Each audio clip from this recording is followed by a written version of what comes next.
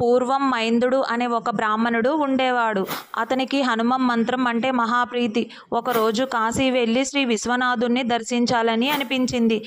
చాలా ప్రయాసపడి నడిచి వారణాసి చేరాడు. గంగానదికి దక్షిణ తీరం చేరాడు. దానిని దాటే మార్గం కోసం ఆలోచిస్తున్నాడు. కొంతసేపటికి ఒక పడవ వచ్చింది. దానిని ఎక్కాడు. కొంత దూరం వెళ్ళాక పడవకి రంధ్రం ఏర్పడినట్లు గుర్తించారు. నీరు రంధ్రం ద్వారా పడవలోనికి చేరుతుంది. పడవ మునిగిపోవడానికి సిద్ధంగా ఉంది. భయం వేసిన మైందుడు కళ్ళు మూసుకొని భక్తితో హనుమ మంత్రాన్ని పఠిస్తున్నాడు. దీనిని గమనించిన హనుమ భక్తుని కోసం వానరు రూపం ధరించి పడవను శిరస్సుపై పెట్టుకొని నదిని దాటిస్తుంది. మైందుడు గంగా ఒడ్డున ఉండడం చూసి ఆశ్చర్యపోయాడు. అక్కడ ఒక మనిషి వానరం ఒడ్డుకి చేర్చి వెళ్ళిందని చెప్తాడు. మైందుడు హనుమ దర్శనం పొందని ఈ శరీరం వృధా అని గంగలోకి దూకడానికి సిద్ధమవుతాడు. అప్పుడు హనుమ పట్టు వస్త్రాలు ధరించి నిజరూపంతో మైందునికి దర్శనమిస్తాడు.